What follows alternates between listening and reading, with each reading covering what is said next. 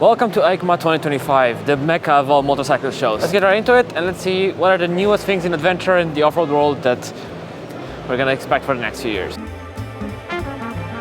Behind me is the Royal Enfield, what's going to be the Royal Enfield 750 Adventure. It's not out yet, this is just a prototype, and I've been told it's gonna be at least a year until the actual production bike is going to be announced. They hope to announce it next year at EICMA. They actually kind of announced it by mistake in one of their posts, so they just brought it to EICMA this year too to show off the concept. So far I can tell you it's got a 750cc engine, it's air-cooled, only has an oil cooler in the front, and I've been told, again, it's going to be more of a road-focused adventure. Still capable off-road, but it's not going to be like a competitor like an 890 Adventure R or the KOVE 800X, stuff like that. It's going to be focused more like a travel bike type thing. It seems like it has tubeless wheels, and the design kind of reminds me of a Husqvarna Norden from the front. That being said, I did see some of their videos of their own test tracks. I will say, if the bikes can hold up to that, this might be a pretty sturdy platform. I'm really curious to try it. So I got to finally see the KLE500 in the flesh after their new announcements. They have done some things nicely, like the ABS button, which is right on the handlebars. That's actually very convenient. Here's what I don't like that much. Some parts of it look really cheap. The swing arm looks like a steel beam taken from a construction site. The levers, honestly, they make AliExpress cheapos look downright premium, and obviously there is no adjustability in them. Speaking of no adjustability, the windshield is fixed in place. Kawasaki used their conventional 450 found on other bikes, which is a very reliable platform so far, but at the same time it's most likely not going to be the most exciting engine or platform, not compared to its competitor at least. Now here's what really turns me off about this bike. Seeing the ground clearance in real life is actually kind of what I expected. It's low, like I could fit a camera underneath it, but not a camera with a microphone on top, which is a bit disappointing from Kawasaki. And what's annoying is that for a bike with such low ground clearance, it's actually pretty tall between the legs. I would not say it's that beginner friendly. Compared to competitors like the CFMORO 450 MT, this is pretty tall between the legs. For comfort and touring and stuff, I see nothing wrong with it. It's actually probably going to be a really good bike for it. It's just the marketing of rallying doesn't quite fit right with the bike. Just some of the decisions, I don't quite understand them, because you look at the front end of the bike and there's just a lot of it, a lot on the top side of it. The engine itself isn't actually that tall. It's kind of normal. It's just they had to put a lot of stuff between the engine and the handlebars, and I don't know what that is. Also, one thing you will realize is the fuel tank, which actually sits pretty high on the bike. It's one of the only bikes where I saw the fuel tank being kind of level with the handlebars, which might mean a pretty high center of gravity. That 21-inch front wheel is nice, but the 17 rear is just weird, and they had the space, like that swing arm physically has the space to accommodate an 18 rear. Also, those wheels are cubed, might be really good on the road, but as an adventure bike, a bike that's supposed to go off-road, it's just, there's so many compromises. This entire thing is a big compromise. It looks like it, at least. I'm really curious how this bike is actually going to ride, but until we get to test ride it, we can only look at it and climb on top of it. And maybe this will be a controversial opinion, but isn't it time to stop finding excuses for these legacy manufacturers for bringing half-baked products? I'm not gonna fully judge it until I ride it, but there's no way this is good off-road. I'm sorry, with that ground clearance, with that sloppy suspension, it can be done. Others have shown us it could be done.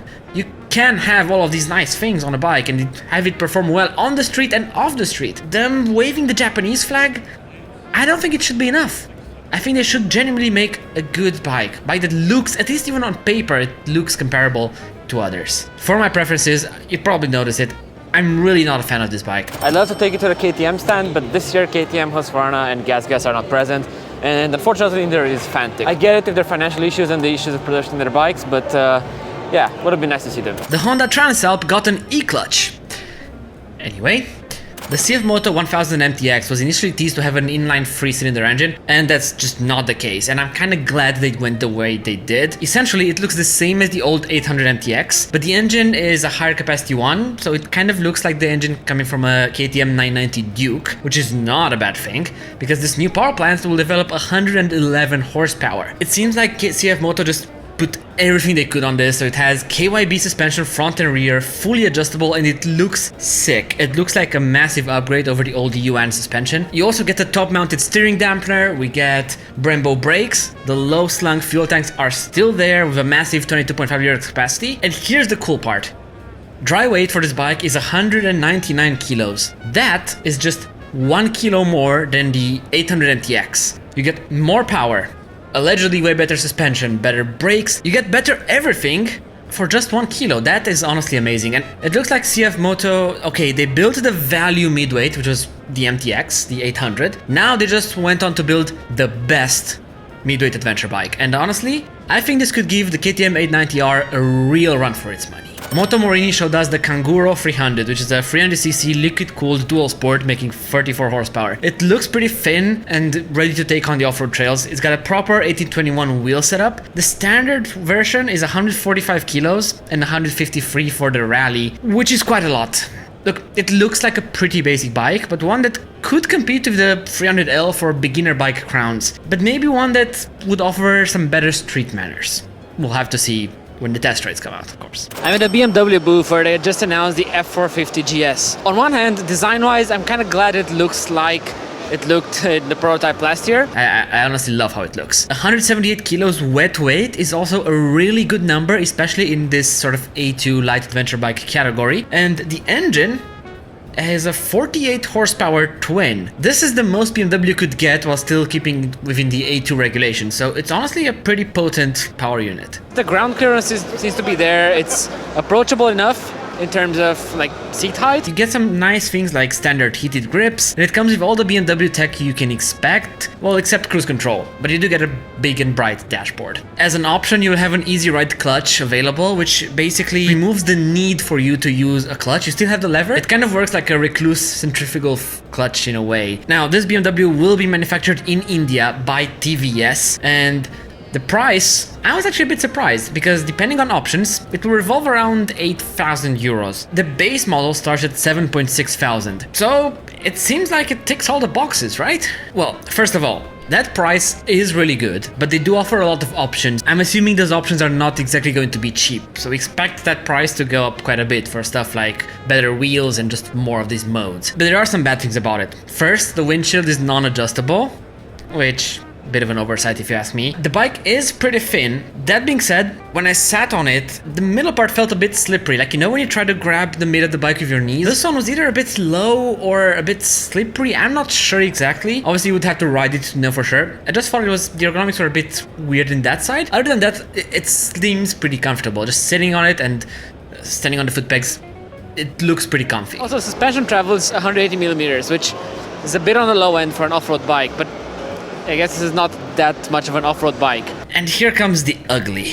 So you can choose between tubeless wheels and cast wheels. Nice. Both are tubeless. Nice. Both are 17-19 setup.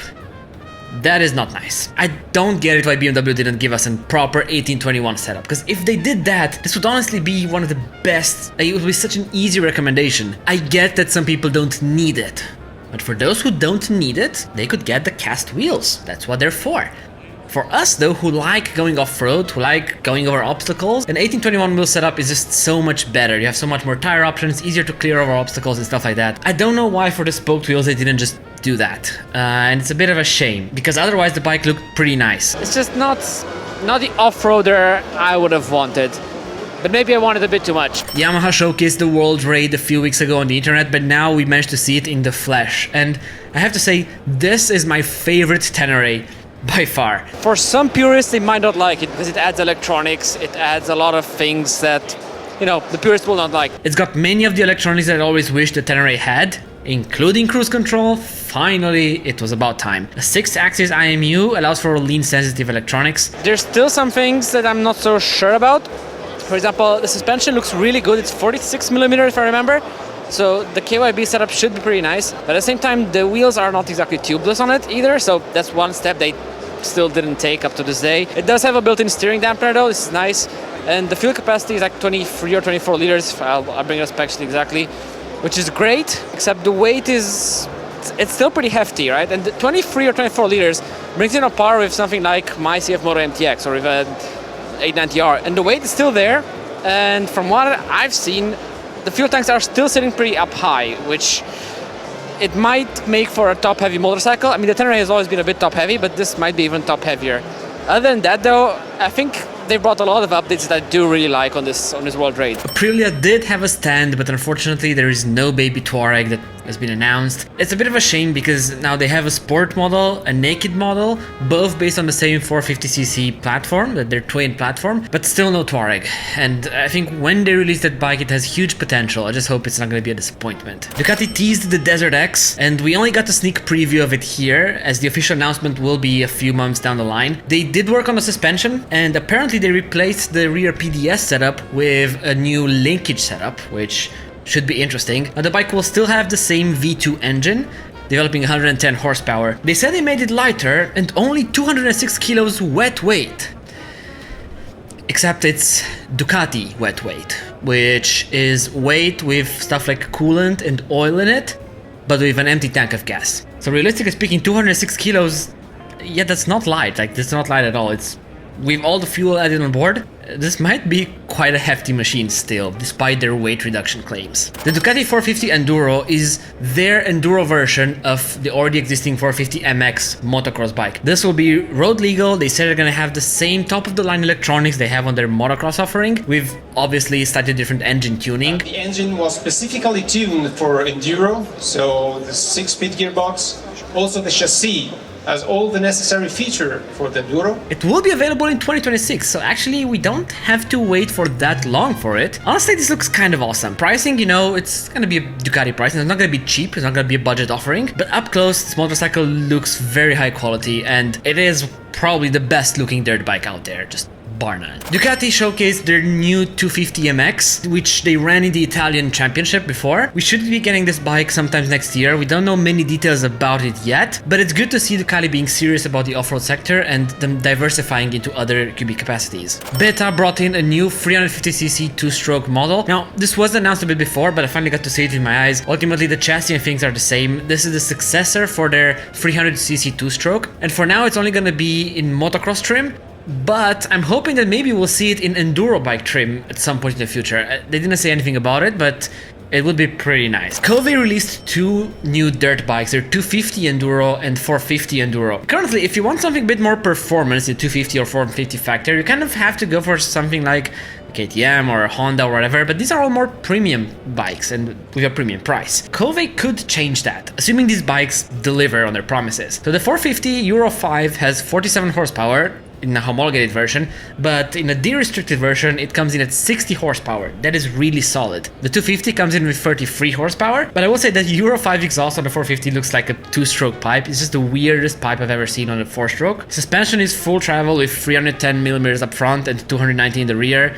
The 450 even has ABS actually, which is really nice. It's switchable at a button, which I can't think of any other enduro bike that has that. These bikes do look like budget has been cut in some places, like the swing arm for example. I don't see them as being a full competitive bike to something like a KTM 450 EXC, but they do look pretty sweet, and if they do well enough at a good price point, these might become pretty popular pretty quickly. There's a YZ450F here that has an hydraulic clutch, which, if you know the Japanese, they don't really like putting hydro clutches on their bikes, on their dirt bikes, and it is one of the points of contention that I would have really liked to see for them from ages.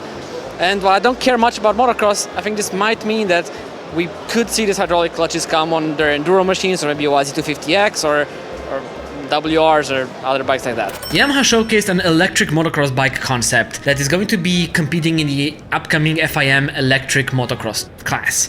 This is a collaboration with Electric Motion. I don't know much about it. They don't tell us much about it, but it's an electric dirt bike, which sounds cool. It does look like a platform specifically built for electric bikes. It also comes with a hydraulic clutch developed by Electric Motion, which is something the Stark does not have, and finally actually the Stark will have a proper competitor. It's nice to see more companies, especially established manufacturers, giving them a run for their money, because this will be pretty interesting if you're into electric bikes. Royal Enfield showcased this electric prototype testbed. We don't really know much about it. It looks like a dual sport / adventure hybrid, but that's about all we know about it. The KOVE 800X Pro finally got cruise control and ride-by-wire. Nice. Moving on. This behind me is the Rieju Aventura 607, which is one of the bigger bikes they've made. It's like an adventure bike, dual sport, inspired from rally. It's a new parallel twin from Rieju, a 580cc engine developing 64 horsepower. Huge fuel capacities, 20 liters up front and 90 liters in the back. So you can carry up to 40 liters of fuel, which is just a lot. Unfortunately, there's a bit of a downside. The dry weight is set to be at 190 kilos, which is not light. To be fair though, it's advertised for 7,000 euros, which is an amazing price. It comes with tubeless wheels, ABS, and it's switchable, of course. What I do really like about this is that it seems like a budget compromise between a 450 and an 800 for someone who wants a bit more than a 450 but doesn't need the entire power of an 800 and the cost that come with that. I can't think of any bikes that can compete with it stock with this kind of fuel capacity. Good forks, it seems like, good wheels, decent brakes. It's got a big dash for it kind of looks like the Africa Twins where you have a split dash, like a small one and then a big one on top. But ultimately for 7,000 euros, it's a pretty unique offering, and some people might actually get to really enjoy it. This is a motorcycle company you might not have heard of, but you definitely heard of the founder. Back here is ZXMOTO, which is the company that Zhang Shui, the founder of KOVE, went and founded afterwards. They've shown a few things here and announced their interest in the European market. One of the bikes is a 450 rally bike. While they're not going to take part in Dakar this year, they should take part in it next year. And they're also showing two motocross bikes, a 250 and a 450. All of the engines are developed by themselves. They told me they aren't really collaborating with others like Longchen or Zongshen. They're by themselves. Allegedly, at least that's what I've been told. And those two motocross bikes are also going to have enduro versions that are going to be announced a bit later. These dirt bikes will come with power modes, quick shifters, and launch control, so all the electronics you might want. What's really cool is that, well, sure, they have a lot of models announced, some street, some off-road. Mostly, not all of them are actually going to come to Europe. I'm told somewhere in the next year, maybe they're going to be in Europe. Another thing they really displayed here, it's still a work in progress. It's an engine dedicated for off-road bikes. And it's a 300cc two-stroke. They just displayed the engine, so it's still like a work in progress. It's still in a prototype phase. Obviously, building like a dealer network and distribution is not going to be easy for them. They have announced a lot of things for that. But I'm excited to see what I can come up with. The Chinese from QJMOTOR showed a really interesting rally bike. This one can carry 32 liters of fuel while weighing 143 kilos in wet form. And here's the thing. The bike comes with a steering damper, it has a hydraulic clutch, but it's not a rally bike. It looks like a rally bike, but in reality it's just a dual sport with kind of fancy fairings. It's a sheep in wolf's clothing. With 47 horsepower, the engine is not a fire-breathing monster, and you can see the cost cutting when you look at things like the swing arm and other elements. For example, this was probably the cheapest clutch lever I've ever seen in my entire life. That being said, KOVE showed there is a market for rally-looking dual sports, and the QJMOTOR, from the same sort of country, it could be a good option for someone who wants a more docile dual sport, but also has to have the range and the looks of a proper rally bike. Sherco released a trials bike with an electric start. If Sherco can do that on trials bike, I'm sure Yamaha could too on their YZs, just saying. BSA showed us a new Thunderbolt, which is another 300cc single developing 29 horsepower. It's got a 17-21-inch wheel setup, and this looks like a type of bike that you would go to Starbucks on. The design is really cool. It's out of the ordinary, minimalistic in a way. It might be the ultimate Starbucks grabber, but one that can also take a gravel road when you need to. This is the type of bike for the buyer who wanted to buy a CRF 300L but thought it looked way too lame, and they went over to something like this. And honestly, I can respect that. Other than these individual bikes, there's a few things I noticed from this year's EICMA, a few trends and where this industry seems to be going. First, there's a lot of old brands being brought back to life. Brands like BSA, like Norton, like you saw Moto Morini, there's one called Morbidelli, there's a lot of them. But none of these bikes are brought under their own ownership. So you see a lot of these Asian companies like TVS, for example, purchasing these brands and building them up, which is a trend I've seen quite a lot. There's a lot of these, and we will probably see even more in the upcoming future. I know this has been going on for a lot, but Chinese and Indian companies have kind of taken over EICMA. There's so many of them these days, and yes, okay, there's the like cheap budget stuff you would get used to, but there's also some really good high quality stuff, both from the big Chinese manufacturers like CFMORO, but there's also some boutique ones that are up and coming. Thanks for watching, hope you enjoyed the coverage of EICMA. Let me know which was your favorite bike and also what was your biggest disappointment. See you next time.